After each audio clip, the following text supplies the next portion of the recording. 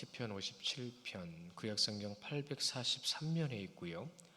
시편 57편은 다윗의 믹담시 인도자를 따라 알다스텟에 맞춘 노래, 다윗이 사울을 피하여 굴에 있을 때에 라는 제목으로 기록되어 있고요.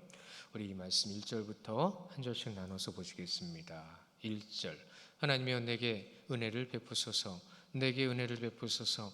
내 영혼이 죽기로 피하되 주의 날개 그늘 아래에서 이 재앙들이 지나가기까지 피하리이다.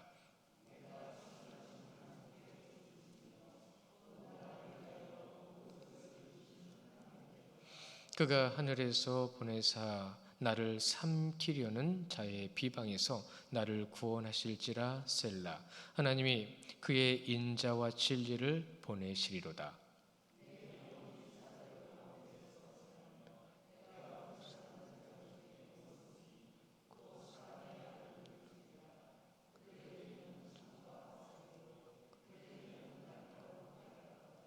하나님이여 주는 하늘 위에 높이 들리시며 주의 영광이 온 세계 위에 높아지기를 원하나이다.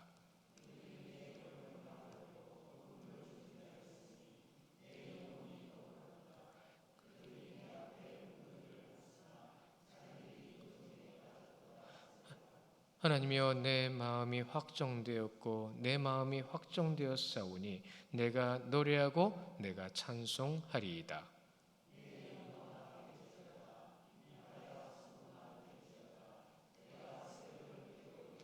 주여 내가 만민 중에서 주께 감사하오며 문나라 중에서 나를 찬송하리이다.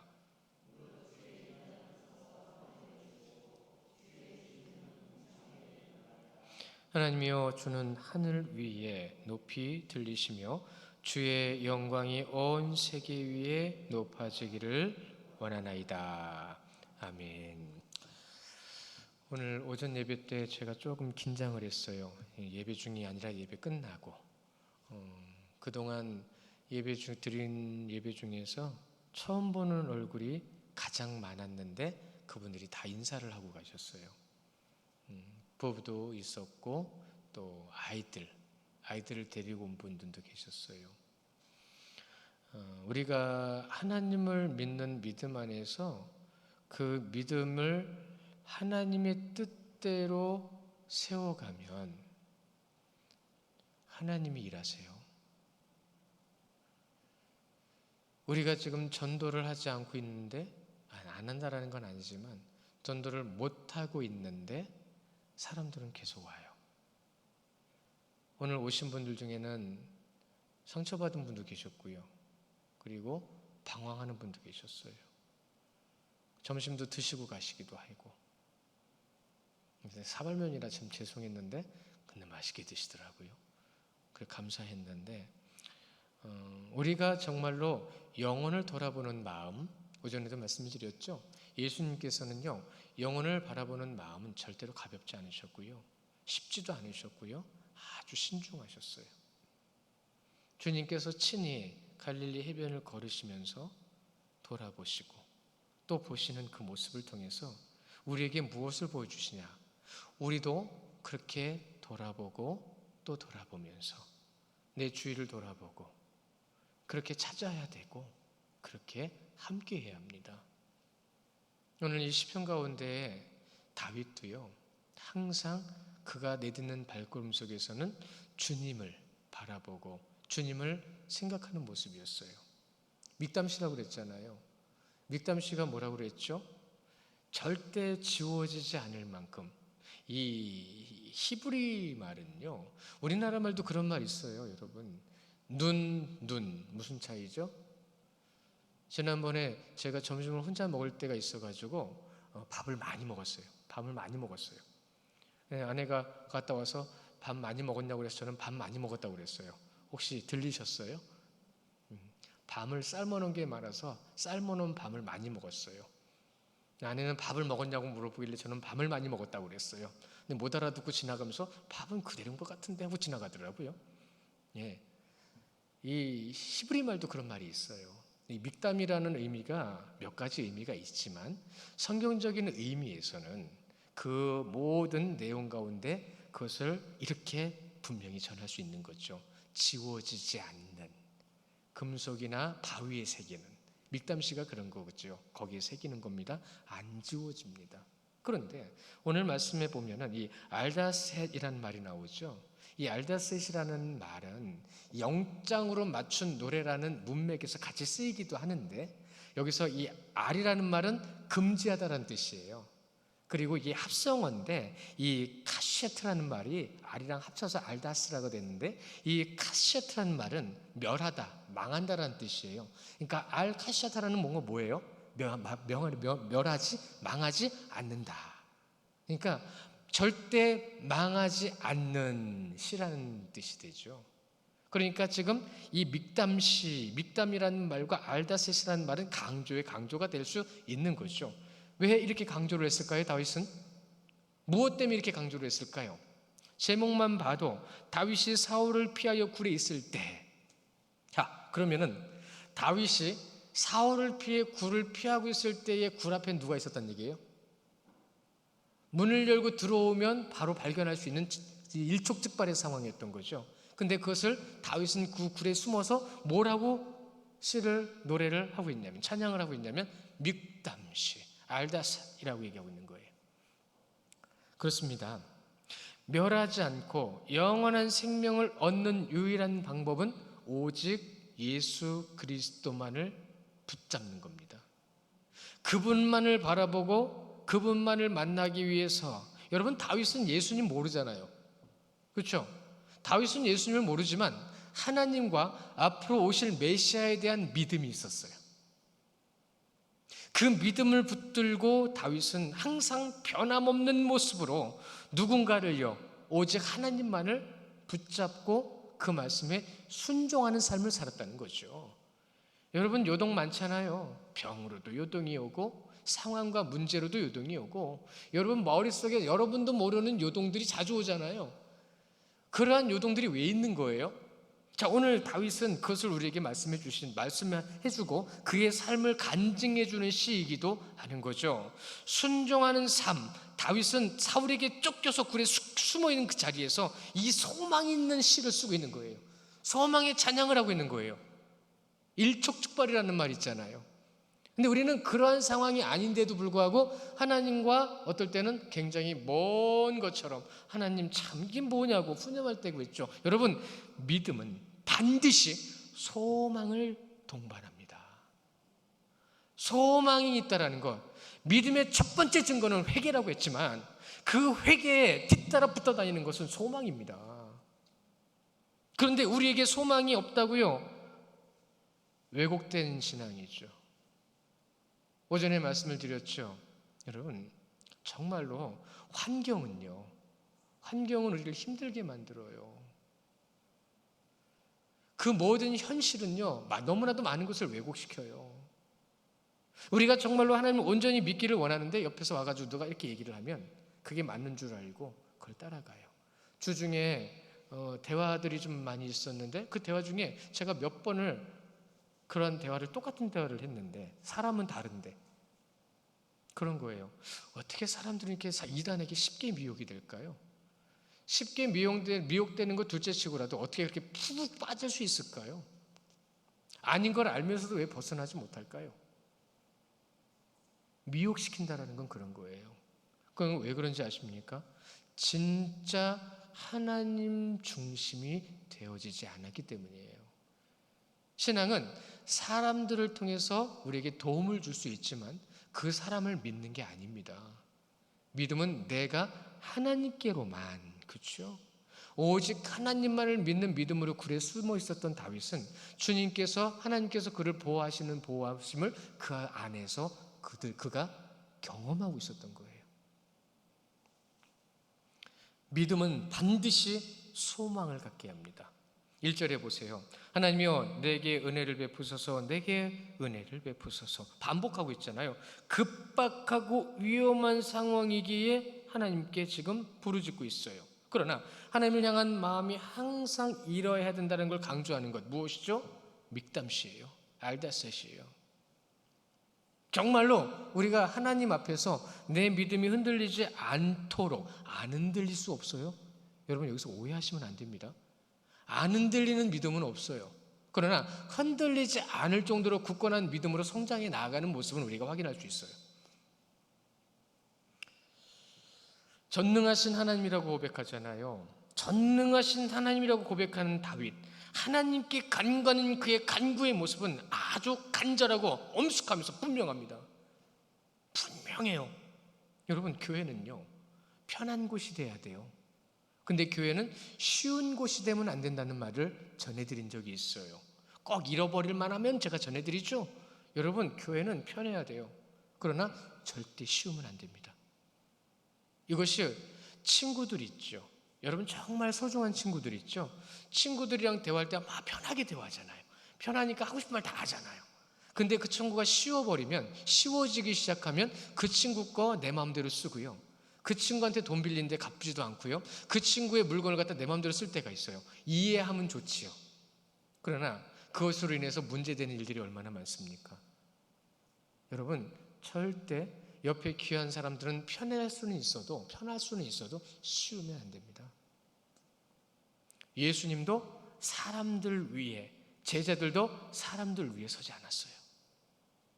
교회를 군림하는 곳으로 세워나가지 않으셨어요. 오직 가장 낮은 자리에서. 그래서 마가복음 10장 45절 말씀 기억나시죠? 인자가 온 것은 섬기려 함이 아니라 오히려 섬김을 받으려 함이 아니라 오히려 섬기려 하고 많은 사람의 내 목숨을 대속물로 주려 함이라. 그렇죠? 그것이 여러분 나를 산 제사로 드리는 겁니다. 그러므로 형제들아, 하나님의 모든 자비하심으로 너희를 권하노니 너희 몸을 하나님이 기뻐하시는 거룩한 선 제물로 드리라. 이는 너희가 드릴 영적 예배니라. 우리가 이러한 말씀을 깊이 묵상할 때마다 정말로 알아야 되고 고백해야 되고 또한 우리가 순종해야 되고 따라야 될 것이 무엇인지 계속 고민하셔야 됩니다. 아니요, 묵상하셔야 됩니다. 하나님의 말씀은 묵상해야 돼요. 하나님 찾으셔야 돼요. 주세요가 아니라 깨닫게 하옵소서. 당신이 나의 하나님인 것을 나로 하여금 믿게 하셨으니 그 믿는 하나님의 뜻을 나타내 주시옵소서. 성도의 자세, 그렇습니다. 여러분, 마음속에 있는 것 그대로 나오는 거잖아요. 행동으로. 말도 그렇습니다. 그러한 행동과 말이 그대로 나오는 것, 그 사람의 자세가, 태도가 그런 거예요. 그러면 성도의 자세는 누구냐고요? 누가 주인인지를 이 말로써 여러분 증명해내야 됩니다. 누가 주인이신지를. 성도들 앞에서 내가 주인인 척하는 게 아니라 성도들 앞에서 우리의 주인이 누구신지를 고백하는 언행. 그래서 여러분, 우리가 교회를 머리 대신 예수 그리스도라고 하잖아요. 여러분, 머리에서 지시를 하는데 손발이 지 혼자 따로 움직이는 거 보셨습니까? 그건 심각한 문제죠. 심각한 병이 있는 거죠. 말씀도 없이 손발이 움직이니까 문제가 생기는 거예요. 말씀의 뜻을 이해하지 못하고 내가 하고 싶은 대로 하려고 하는 모습들이 그래서 더 드러나기 시작하는 거예요. 머리를 무시하고 손발이 자기 마음대로 움직이는 것에 대한 얘기들을 하실 때 그러니까 분쟁이 생긴다. 그렇죠. 참 많이 듣는 말씀입니다. 안타깝게도 교회에서 모든 사람들이 다 평안을 누려야 되는데 누릴 수 없어요. 그렇잖아요. 여러분은 교회에서 평안을 누리셔야 되는 분들이에요. 근데 교회에서 평안을 왜 못 누려요? 세상 일들 때문에 그런 거예요. 내가 벌려놓은 일들 때문에 그런 거예요. 근데 세상 일 때문에, 내가 벌려놓은 일들 때문에 불편한데도 불구하고 그 불편함을 가지고 사람들 앞에서 불평을 해버려요. 여러분, 이것이 심각한 잘못입니다. 내 잘못은 생각하지 않고 남들을 불편하게 만든다라는 거예요. 자기 기준과 자기 생각을 주장하기 때문이죠. 내가 옳아. 그렇지 않습니다. 교회는 오직 예수 그리스도만이 옳으십니다. 오직 예수 그리스도. 1절 하반절에 보세요. 내 영혼이 주께로 피하되 주의 날개 그늘 아래에서 이 재앙들이 지나가기까지 피하리이다. 여러분 잊지 마십시오. 여러분에게 닥치는 환난과 고통만이 재앙이 아닙니다. 여러분이 하나님을 온전히 고백하지 못하며 하나님이 어떤 분인지 모르고 말하는 것도 재앙입니다. 이것이 재앙으로 느껴지셔야 돼요. 여러분들이 그렇게 말을 할 때 신앙에 아직은 어린, 이제 신앙 처음 시작하는 사람들은 여러분이든 누구든 어떤 사람이 교회 안에서 그러한 불평과 어려움이 교회에서 말해줘도 되고 해도 되는 줄 알고 말할 때에 교회는 이래도 되는 줄 아는구나 라고 할 때에는 그렇게 학습되는 거예요. 왜곡은 남으로부터가 아니라 나로부터 나올 수 있습니다. 고백이라는 것, 말, 언행 일치라는 것 너무 중요한 거예요. 그러니까 말씀을 많이 알면 알수록 그 말씀의 깊이가 있어야죠. 벌써 벼는 고개를 숙이기 시작했어요. 고개를 숙이고 익어가면 익어갈수록 벼는 고개를 더 숙일 거예요. 우리는 이 의미를 알잖아요. 그런데 이 의미는 입으로만 하지 삶으로는 하지 않는단 말이에요. 다윗은 시간이 지날수록 고개를 숙였고 사도 바울도 시간이 지날수록 초기 사역의 시작부터 1차, 2차, 3차가 그의 말투와 언행의 모습이 달라집니다. 더 깊어져요. 그래서 남이 아니라 내가 잘못한 것이 무엇인지를 더 많이 둘러보는 것이 고린도 전서를 지나서 고린도 후서의 그의 모습인 것이죠. 항상 고백하고 항상 선언할 수 있는 것 무엇으로요? 오직 예수 그리스도. 건드리기만 해도 예수, 부르기만 해도 찬양하며 할렐루야. 내 영혼, 나의 영혼이 죽게 피하되라는 말, 환난으로 인하여 피하는 것만 얘기하는 게 아니잖아요. 그의 삶은 주님 앞에, 주 날개 아래, 그러니까 보호함을 받는 거죠. 여러분, 내 영혼으로 말미암아, 그렇죠? 내 영혼으로 말미암아 내 육신은 어떻게 되는 거예요? 증명이 되는 거예요. 내게 주신 마음으로 주님께 피하니 주님께서 우리를 인도하시고 보호해 주시죠. 인도하고 보호해 주시는 것을 현상으로 어디에 나타내죠? 내 육신에 나타내는 겁니다.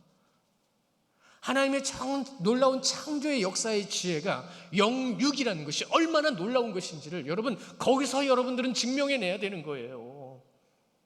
그런데 우리의 육신의 초람만을 가지고 우리는 모든 것을 따지고 있잖아요. 이것도 왜곡된 거예요. 잘못된 거예요. 내 마음에 따라서 나타나는 모든 행실들에 대해서 우리는 책임져야 합니다. 책임져야 돼요. 무엇을 말하고 어떤 행동을 하고 있는가를 온전히 볼 수 있는 통찰력, 이게 영적인 거죠. 지각을 열어주실 때 생기는 겁니다. 아무것도 염려하지 말고 다만 모든 일에 기도와 간구로 너희 구할 것을 감사함으로 하나님께 아뢰라. 그러면 모든 지각에 뛰어난 하나님의 평강이 그리스도 예수 안에서 너희 마음과 생각을 지키시리라. 그 마음과 생각이 가는 곳에 이 육신은 따라가게 돼 있습니다. 다윗은 이 힘들고 어려운 상황에서 이 재앙이 지나가기까지 피했다고 했습니다. 이 재앙이라는 재앙은 하우트라는 말인데 이 하우트라는 말은 말 그대로 멸망하는 것을 얘기를 해요. 완전히 진멸되는 것을 뜻해요. 그러니까 다윗은 그 굴에서 튀어나왔으면 바로 거기서 죽었겠죠. 끝이라는 거죠. 근데 완전한 끝은 아니지만 다윗은 그러한 삶의 모습을 통해서 하나님께서 우리를 살려주시는 것. 여러분 솔직히 말하면 숨어 있었던 거잖아요. 숨어 있는 것이 하나님을 증명해내는 거예요? 세상은 아니라고 하죠. 그러나 그 숨어 있는 그 순간에 다윗은 누구만을 의지하고 있어요? 오직 아버지 하나님만을 의지하고 아버지 하나님만을 바라보고 있습니다. 그 숨어있는 그 시간은 결국은 다윗에게는 기다림의 시간이었던 거예요. 왜요? 여러분 생각해 보세요. 굴에 문이 있고 굴 속에 들어가 있습니다. 문 열고 들어오면 끝납니다. 그러나 안 들어와요. 안에 누가 있는지 신경을 안 써요. 이 마음을 누가 주시는 걸까요? 하나님은 모든 사람의 마음을 주관해 주실 수 있어요. 주관하고 계세요. 그러나 내가 무엇을 선택하느냐에 따라서 하나님의 역사는 달라집니다. 이것이 영적인 것이죠. 육적으로 사울을 피해 숨은 자였지만 영적으로 평강을 누리는 기회의 시간이었다라는 말을 합니다. 숨은 것이 세상 사람들이 말하는 아유 비굴하게 숨었어 이게 아니라 오히려 그 시간은 기도의 시간이었던 거예요. 오히려 그 시간을 통해서 어느 때보다도 하나님을 바라보며 보세요. 하나님 내게 은혜 베푸소서. 어디서요? 숨어서요. 그렇게 하나님만을 의지하고 바라보는 그 순간에 오히려 다윗은 그 순간에 거듭되어지는 과정과 거듭되어지는 경험 속에서 평강을 누렸다는 거죠. 하나님을 경험하셔야 됩니다. 하나님을 만나셔야 됩니다. 경험과 만남은 오직 그분께 내 마음을 드릴 때만 가능해지는 거죠. 하나님을 의지하는 그 시간, 잘 보세요. 우리가 지금 사무엘서를 이번 주면 끝나거든요. 사무엘서를 통해서 다시 다윗의 모습을 우리가 돌아봤습니다. 그런데 다윗의 모습을 돌아볼 때 다윗이 하나님을 의지할 때는 모든 핍박과 환난 속에서도 하나님이 이기게 하셨잖아요. 그렇죠? 평강의 길은 이것뿐이구나. 그러나 그 가운데서 나태하고 죄짓고 하나님과 멀어질 때는 그 똑같은 핍박과 고난 속에서 힘겨워하는 모습을 우리는 확인했습니다. 그렇죠? 같은 하나님 앞에서 내가 무엇을 선택하느냐에 따라서 똑같은 현상 가운데서 결과는 달라요. 이것이 일반 은총 가운데 나타나는 특별 은총이 되는 겁니다. 제가 예전에 그런 일이 있었어요. 학교 다닐 때. 그때는 참 철이 없었어요. 정말 싫은 애가 있었어요. 진짜 걔가 싫었어요. 그래서 같이 숨 쉬는 것도 싫었어요. 그래서 저놈이 숨 쉬고 내뱉는 그 숨이 나한테 올까봐 멀리 가서 숨 쉰 적이 있었어요. 참 제가 생각해도 지금 생각해도 참 철이 없었어요. 그러나 주님을 알고부터는 어떻게 바뀌었냐면 이분과 너무 같이 하고 싶어. 그분을 또 만나고 싶어. 근데 떨어져요. 그래도 같은 공기 숨을 쉬고 있지라는 위안이 돼버렸어요. 여러분, 우리가 주님을 믿고 의지한다고 한다는 것이 여러분을 어떻게 바꿔가고 계십니까? 여러분은 어떻게 바뀌고 계십니까? 여러분의 변화에 대해서는 여러분이 알고 계십니까? 변화는 곧 성장이라고 그랬습니다. 변화라는 것은 쉬울 수 없는 거예요. 어떨 때는 변화라는 것이 우리에게 너무나도 힘들고 어려운 무게로 다가올 때도 있지만 그 변화라는 것이 나에게 정말로 귀하고 소중한 것으로 나를 깨우쳐 줄 때도 있어요. 그게 성장입니다. 가끔 그런 말씀 드리잖아요. 재수해보지 않은 친구하고는 인생을 논하지 말래요. 어느 대학교 1학년 재수생의 말입니다. 그런데 교수님들도 얘기를 해요. 재수해본 친구하고 재수 안 해본 친구하고는 대화가 좀 다르답니다. 여러분, 고난을 겪어본 사람들, 여러분은 고난을 많이 겪으셨잖아요. 앞으로도 여러분에게 어떤 고난이 있을지 몰라요. 그러나 그 고난을 통해서 여러분은 주님을 만나셔야 돼요. 일을 이루시고 뜻을 나타내시고 그 가운데 주님의 놀라우신 은총을 경험하는 순간이 되시는 분, 그러한 성도의 삶이 되시기를 축원합니다. 여러분 다 하실 수 있어요. 이 자리에 계시잖아요. 여러분은 다 하셔야 돼요. 주의 명령을 알고 계시잖아요. 마음, 곧 이 믿음의 행실이 실체화되어질 때에 하나님의 보호하심과 평안함, 경험, 그것을 경험하게 된다라고 분명히 정리를 해주세요.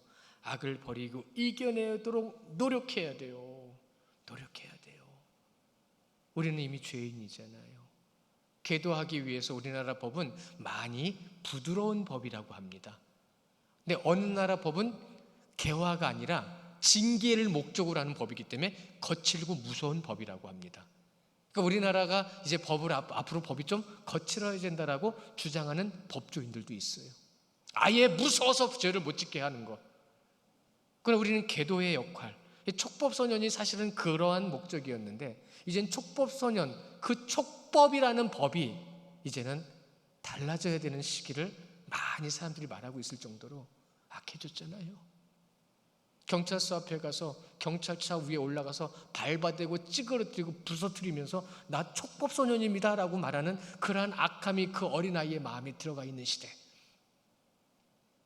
어른들 무서워하지 않고 촉법 소년들 5명, 6명에서 지나가는 어른들 이유 없이 어른을 잡아서 패고 돈을 뺏고, 그러한 악함이 그들 가운데, 어린 10년 가운데 들어간 이 시대, 우리는 무엇을 해야 될까요?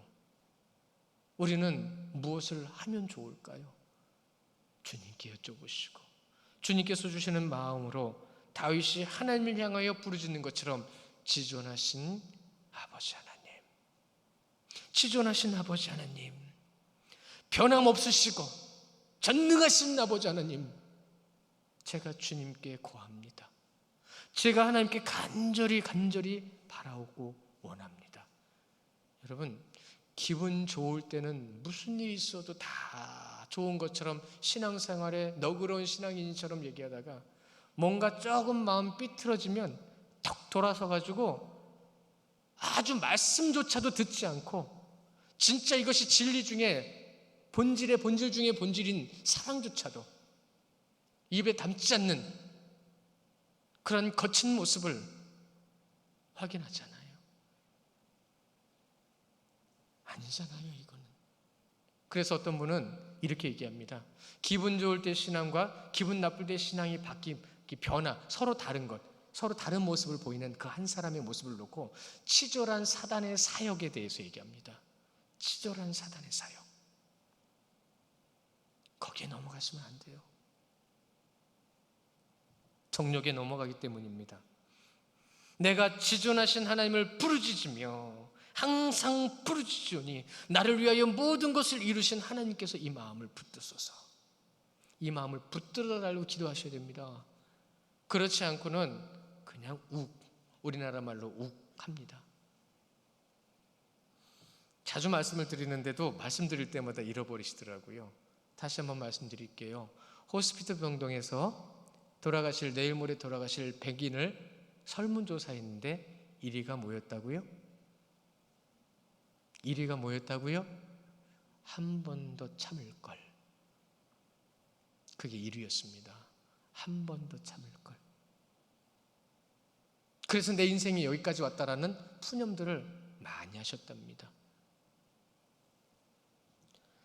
여기에서 하나님께서 이루시는 방법을 우리는 볼 수 있습니다. 다시 한번 말씀드려요. 통찰력을 가지셔야 돼요. 영적 통찰력을 가지셔야 돼요.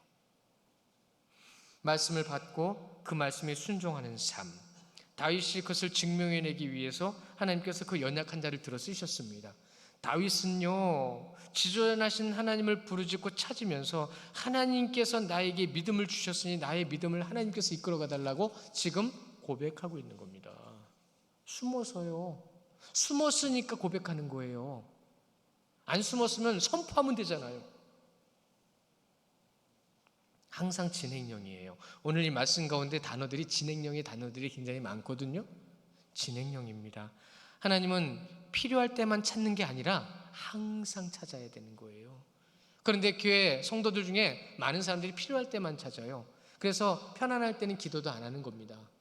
편안할 때 기도해야 합니다. 주님께서 은혜 주실 때 찬양해야 합니다. 하나님께서 우리 이끌어 가실 때에 우리를 붙들어 주시는데 그것도 우리는 모르고 힘들 때만 찾고 어려울 때만 기도하고, 그래서 하나님은 사랑이신 거예요. 그럴 때도 우리를 붙잡아 주시고 저럴 때에도 우리를 놓지 않으시고 끝까지 우리를 이끌어 가시는 아버지 하나님, 하나님이 어떤 분이신지를 우리는 여기서 깨닫게 되는 거죠. 항상 기다리시고 인내하시고 사랑해 주시고. 다시 말씀드립니다. 자신이 무엇을 회개해야 되는지를 깨달을 수 있어야 된다라고 말씀하십니다. 아시죠? 모든 사람이 죄를 범하였음에 하나님의 영광에 이르지 못하더니, 로마서 3장 23절 말씀입니다. 모든 사람이라고 그랬습니다. 한 사람도 예외가 없어요. 그런데 내가 거기에 포함되지 않았다라는 생각을 하기 때문에 내가 회개하지 않고 내가 잘못한 것이 무엇이냐고 따지는 거죠. 아니요, 회개할 줄 모르는 거죠. 3절에 보십시오. 그가 하늘에서 보내사 나를 삼키려는 자의 비방에서 나를 구원하실지라. 하늘에서 누구를 보내세요? 누구를 구원하세요? 하나님께서 친히 찾아오시고 천사를 보내시고 성령께서 역사하시고 그로 인하여 나를 삼키려는 자들의 비방과 칼 앞에서 나를 구원하신다. 오늘 말씀이 그겁니다. 그 앞에서 구원을 받은, 보호를 받은 다윗의 모습. 지금 다윗이 무엇을 말하고 있는지 우리는 이제 여기서 확인했죠. 이 고백은 영적인 삶의 고백인 거예요. 그러나 그러지 못해서 세상의 악함에 빠져 신음하는 자녀들, 하나님께서 끝까지 찾으시는 하나님의 그 뜻하시는 진실하심, 의로우심, 신실하심이 바로 하나님의 성품이죠. 우리는 그 성품을 지금 닮아가고 있습니다. 하나님의 부르심을 듣는 자는 성령의 음성을 듣는 것이고, 성령의 인도하심, 그 음성을 듣고 그를 의지함을 통해서 나를 삼키려는 자의 비방에서 나를 구원해 주실 하나님, 그 은혜 가운데 쓰임받는 성도님들 되시기를 축원합니다. 나머지 말씀은 반복이에요. 오늘 말씀해 보시면 5절과 11절이 후렴입니다. 똑같아요.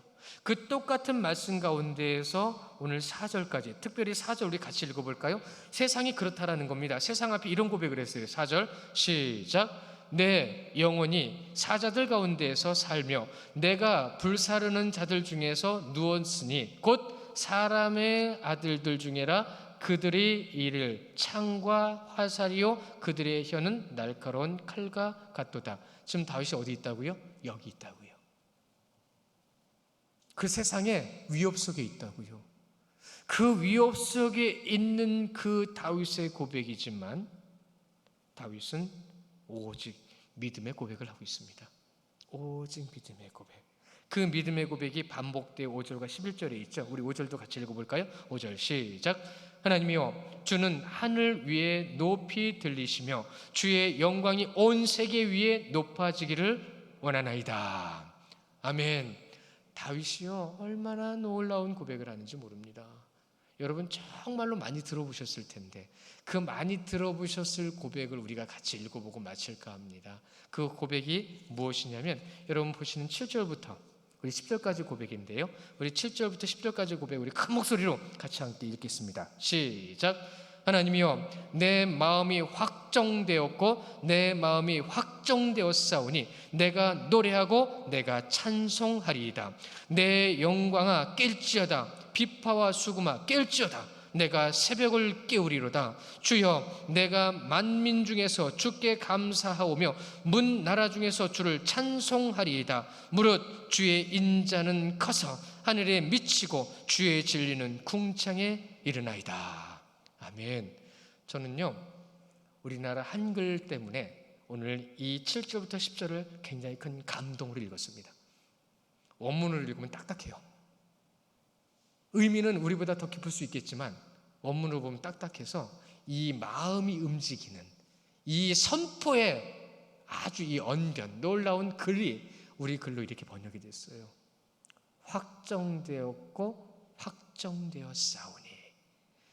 일주일의 모든 삶 가운데 이 확고부동한 삶이 여러분 가운데 있으시기를 원하고 그 고백을 통해서 승리하는 한 주간의 삶이 되시기를 주님의 이름으로 축원합니다. 우리 이 시간 함께